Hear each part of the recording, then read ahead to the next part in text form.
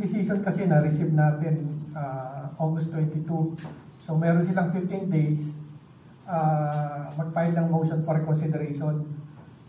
So kung after 15 days, walang na-file na motion for reconsideration, then final na yung magiging decision ng Supreme Court. Now, I've been waiting for any statement ng PAGCOR or PCSO. Wala akong nakita. So probably they're thinking if they're going to file pa a motion for reconsideration.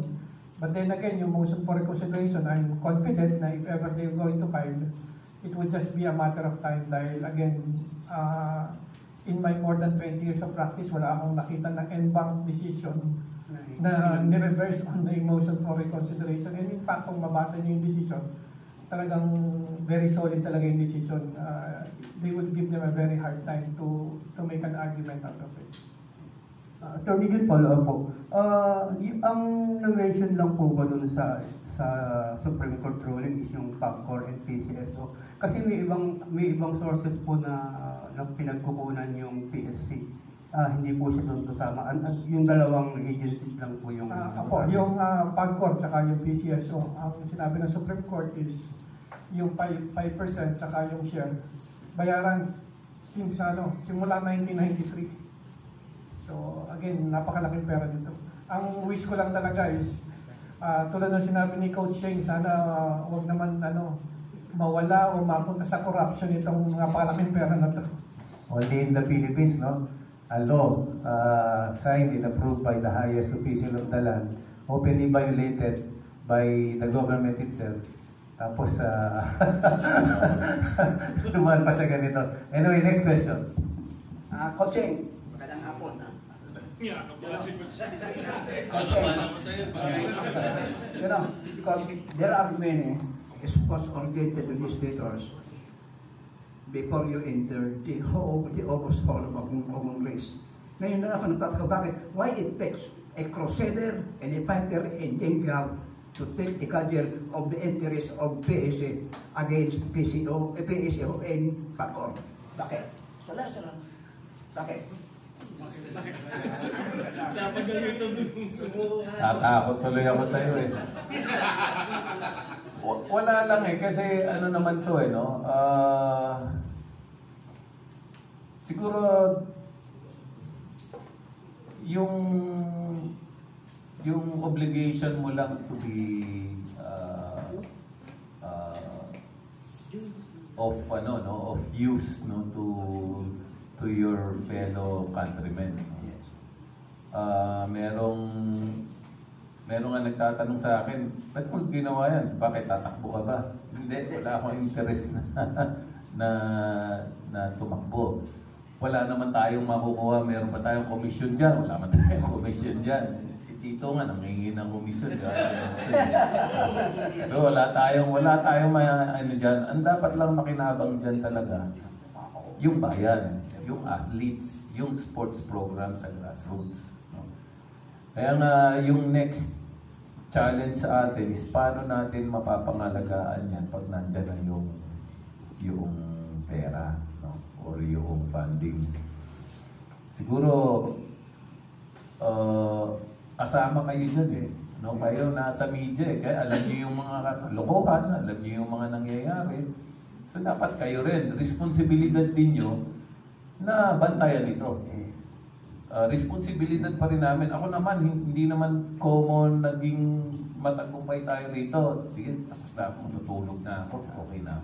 Hindi, sayang din yung effort mo eh, kung makikita mo na mali yung nangyayari.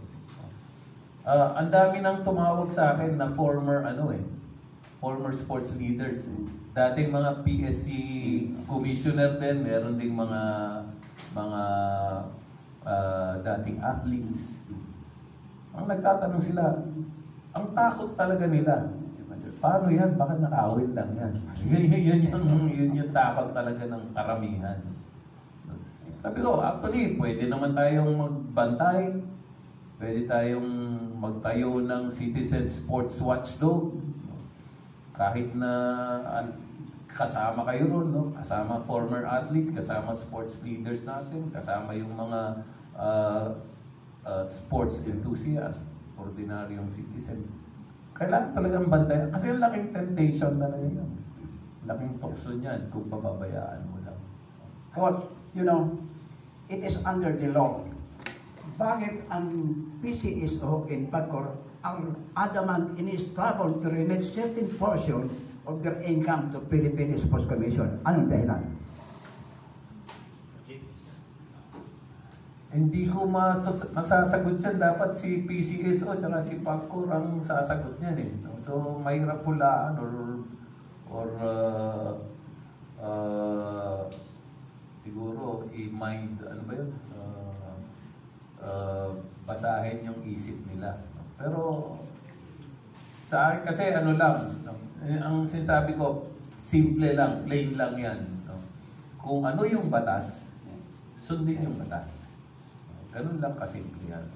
Last question, Coach. You know, the two gold medal won by Carlos Yolo in the just ended Paris Olympic precipitated and prompted Supreme Court to act in favor of your petition. May pato na may pato na desisyonan eh. So wala pa yung mga wala pa yung mga developments na yan. So in fairness to the Supreme Court, nagkataon lang yung timing pero maganda yung timing.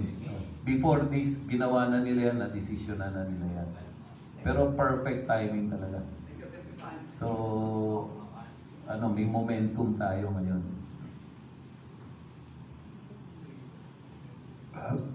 Hindi naman sa pagbubuhat ng bangko, pero yung mga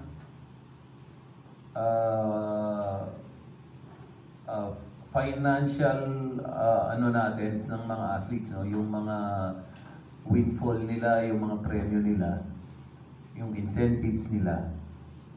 Tayo rin po ang main sponsor niyan nung nasa Congress tayo. No? So, nung nandun tayo sa Congress, ang Olympic gold medal is 1 million. So, kung bibigyan mo ng 1 million yung Olympic gold medal, kawawa naman. No? Ginawa natin na 10 million. No? So, different level yan. World competition, Olympic, meron sa Asian Games, pati yun sa Paralympics, nilagyan natin ng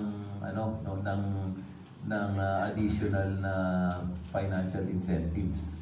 So nakikinabang sila ngayon doon sa bill na yun na tayo rin ang main sponsor. Pero siyempre hindi naman natin kasi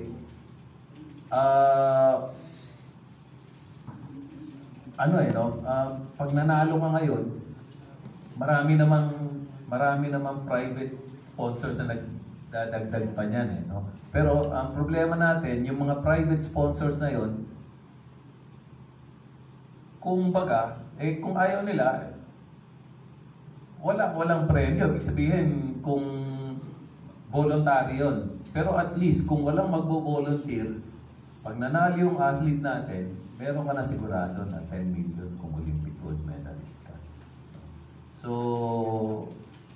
yun, gusto lang nating paalala. No? Kami ni Anthony Del Rosario noon, siya yung chairman, tapos ako yung vice chairman. Sabi niya, gawan mo nga yan ang bill, tayo ang kasi 1 million for an Olympic medal is too small nung araw pa na yon. Dapat nga, ang mali namin, dapat nga may graduation yan eh. After 5 or 10 years, dapat tinataasan mo na. So, siguro yun ang dapat gawin ngayon sa Congress, lagyan ng graduation. Dahil after 10 years, yung 10 million, maliit na yun. Good morning, Coach Yang.